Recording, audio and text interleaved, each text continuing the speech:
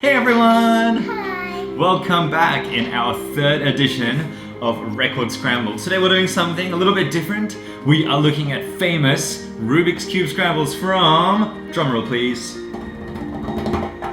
movies! Light, camera, action! Those sorts of movies. Rubik's Cubes have featured in many movies, and I was thinking, wouldn't it be cool if we could enter the world of that movie, pick that cube up off that desk or off that character and solve it.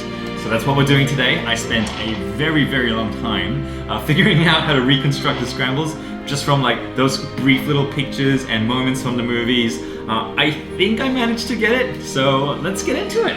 Our famous scramble number one comes from the movie Despicable Me 3.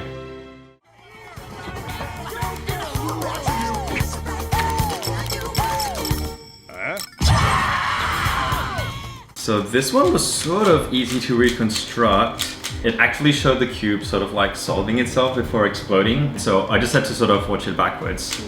So the thing that's a bit annoying about the scramble, actually very annoying about this scramble, is that they didn't use a proper Rubik's Cube color scheme. And so as you can see over here, green over there, yellow on top, but red over there. And in a normal Rubik's Cube color scheme, it should be orange over there. And so I did my best to try and preserve it, as you can see, all the colors. But I ended up having to swap red and orange. So wherever it's red here, it's orange here. And whenever it's orange, it's red here. But otherwise, it is actually exactly the same.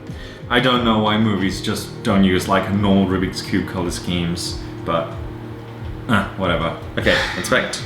I really don't like this at all. 3, 2, 1, go.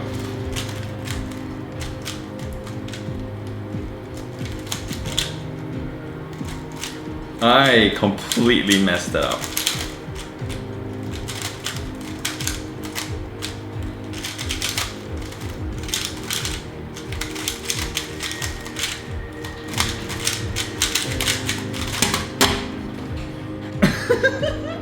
Well done! Point 1 goes to Ola.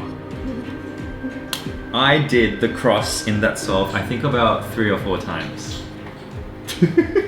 It wasn't good. That bubblegum villain guy got me, whatever his name is.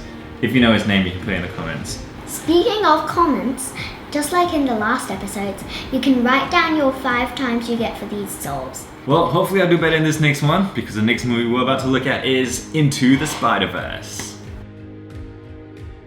I'm taking this cube thing with me. I don't understand it, but I will. So, as I was preparing this, would you believe it, it was another impossible color scheme.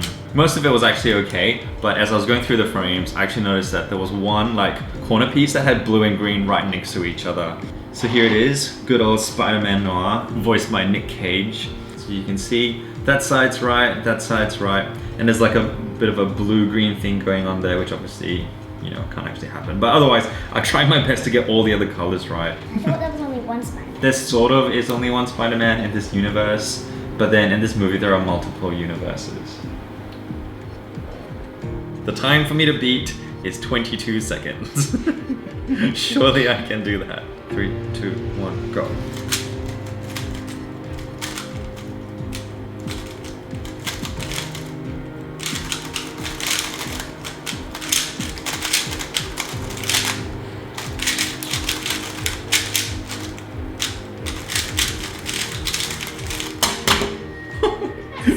You beat me twice in a row. I probably should take this opportunity to say that we've had a bit of an issue with this timer, so let's put a little thing there for the 17. Oh, you beat me twice in a row. Good job. What was that solve like? Good. That's all I can say. Poor daddy. Not doing as well today. You've got a very pretty nose, and it's on your face, and it's near your eyes. That's supposed to make me feel better? Okay, I suppose it's working. Our next movie that we're going to do is a pretty famous one. It's actually one that we really like. I'll give you a hint. It starts with the letter W. Wally. It is Wall-E! This next one comes from Pixar's animated short film Wall-E.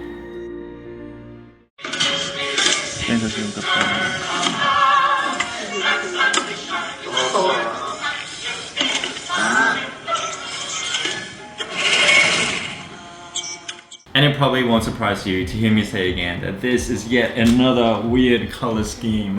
Why, movie animators? Just find like an actual Rubik's Cube, scramble it, and use that when you are doing the color scheme in your movies and animations. So as you can see, I did my very best to like, you know, this yellow side over here, green side over here. That's probably orange on top, but it completely doesn't work because I mean, red normally goes on top of there. I really did my best to replicate as many colors as I can. Here's a challenge. Do you reckon we can solve it as fast as Eve did in the movie?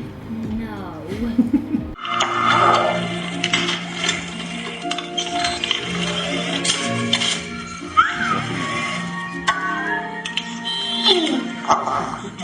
Here we go. 3, 2, 1, go.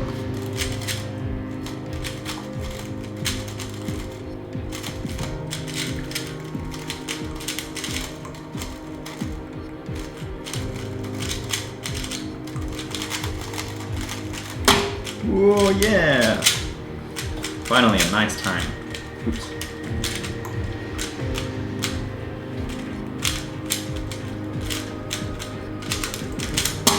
Cheeky little E-perm at the end, hey. But otherwise, there was a pretty nice white cross. Bzz, bzz, Wally. Eva? You really fall in love with Wally very quickly, and you learn to really care for him, even though he's just a robot. Good old Pixar. Ladies and gentlemen, it is time for Scramble number 4 from movie number 4, and this is one that you have definitely not heard about. It is The Pursuit of Happyness, starring Will Smith and his son Jaden.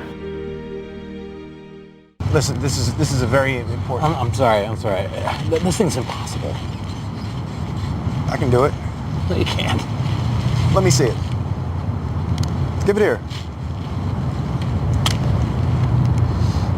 Oh, wow, you really messed it up. So the Rubik's Cube actually features a lot in this movie. And fun fact, Will Smith actually knows how to solve a Rubik's Cube. Okay, so this is the state of the cube from the taxi scene when Will Smith's character is first past the cube. I actually spent, I'm not kidding, nearly 2 hours reconstructing this because the lighting in this scene was so poor.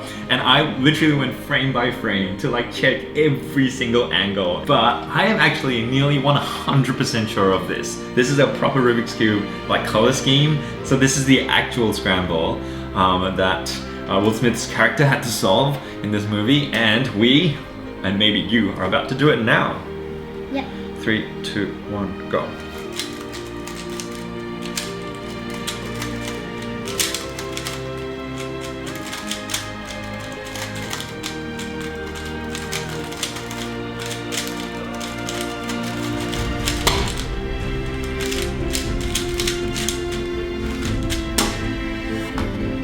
Congratulations on your sub-20 time. It could have been a little bit quicker if you had like maybe tapped it a bit harder, but still, that's pretty good. I'll give you a fist bump. Don't leave me hanging. Elbow. She always does this.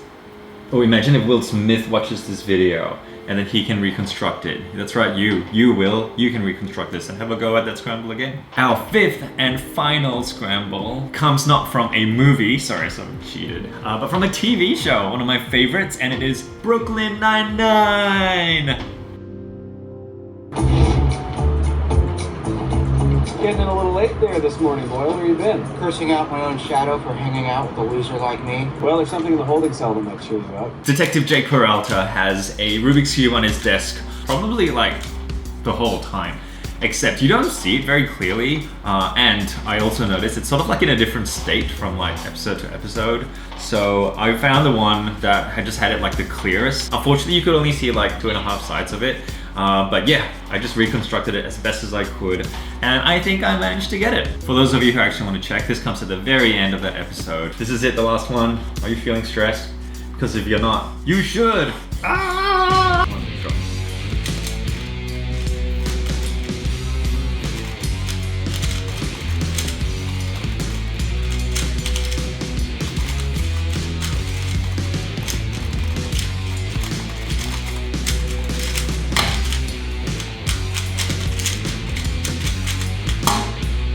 Nice. 14. I beat him. Again. We have now solved the cube that's on Detective Jake Peralta's desk right there. Next to that like weird purple monster thing. He's got a very messy desk. Do you think a real police detective would have a desk that looks like this? Well, thanks again for watching and playing along, if that's what you did. There were Rubik's Cubes from other movies and TV shows, but I picked these because they were the ones I liked the best. And also they were sort of the clearest to look at. A lot of the others would have been so hard to reconstruct. I hope you got good times. Don't forget to comment below this video. Banana. Thanks for watching. See you in the next one. Bye. Bye.